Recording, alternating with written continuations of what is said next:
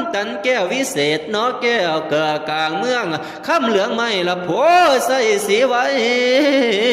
วอลาแก่นหนาคนแก่กานั่นน่ะมันละหัวละมานคนหานนั่นน่ะมันน่ะเท้าสังคีบถีบมาแก้วดวนเข่าคุ้นขวานหวางมาเยอะละควาน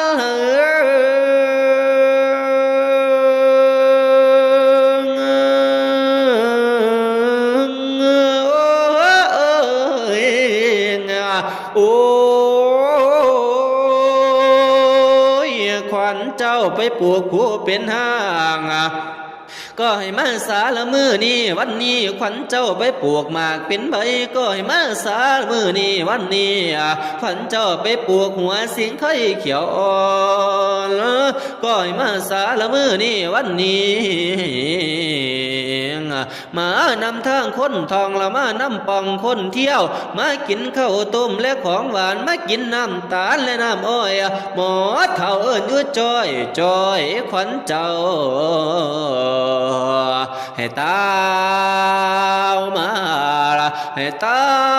วมาเนื้อเย็นเด้อว่ามาเยอะขวัญเอ๋ย